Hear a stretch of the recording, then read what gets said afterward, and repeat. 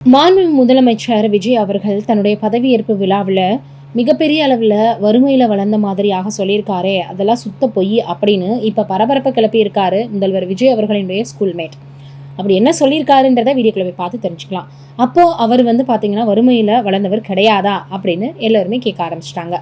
முதலமைச்சர் விஜய் தனது பதவியின் போது, அதாவது பதவியேற்பின் போது, ஒரு சாதாரண உதவி இயக்குனருடைய மகன் அப்படின்னும் வறுமை அப்படின்னா தனக்கு நல்லாவே தெரியும் அப்படின்னு சொல்லியிருந்தார். தமிழ்நாட்டு முதலமைச்சராக தாவேக தலைவர் விஜய் அவர்கள் பதவியை ஏற்றுக்கிட்டாரு. அப்போது அவர் சிறு வயதில் வறுமையையும் பசியையும் எதிர்கொண்டதாக பேசியிருந்தார். விஜய் அவர்களுடைய தந்தை S.A. சந்திரசேகர் தமிழ் சினிமாவில் பிரபல இயக்குனராக இருந்தவர். அப்படின்னா விஜய் எப்படி வறுமையில் வளர்ந்திருக்க முடியும்னு சமூக வலைதளங்கள்ல விவாதங்கள் தொடங்குச்சு.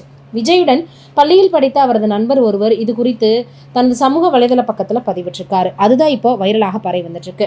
தமிழக சட்டமன்ற தேர்தலில் 108 தொகுதிகளில் முன்னிலை பெற்ற தாவேக ஆட்சி அமைக்க பெரும் சவால்களை எதிர்கொண்டது.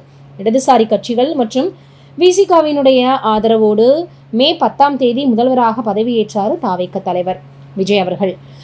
பதவியேற்ற பின் விஜய் மக்களிடம் உணர்ச்சிகரமாக பேசினார். அப்போது அவர் சினிமாவில் எப்படியாவது கஷ்டப்பட்டு வெற்றி அடையணும் அப்படின்னு இருந்த ஒரு சாதாரண உதவி இயக்குனருக்கு பிறந்த பிள்ளை நான். எனக்கு வாழ்க்கையில் வறுமை அப்படின்னா, பசி அப்படின்னா என்னன்னு நல்லாவே தெரியும். நான் ஒன்றும் மன்னர் பரம்பரையிலிருந்து வரல அப்படின்னு முதல்வராக பொறுப்பேற்ற பின்னாடி முதலமைச்சர் அவர்கள் விஜய் அவர்கள் பேசியிருந்தார்.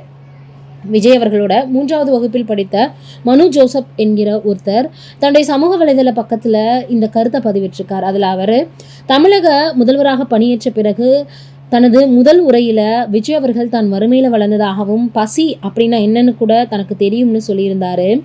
இது சுத்த பொய். ஏன்னா அவர் லயோலா பள்ளியில் 3ஆம் வகுப்பில் என் வகுப்பு தோழனாக இருந்தார். அவருடைய தந்தை ஒரு திரைப்பட இயக்குனர்.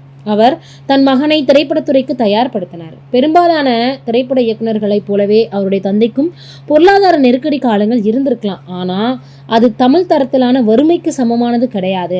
வசதியான குடும்பத்தை சேர்ந்த பல இளைஞர்கள் பணமில்லாமல் இருப்பதையும் வறுமையையும் குழப்பிக்கிறாங்க.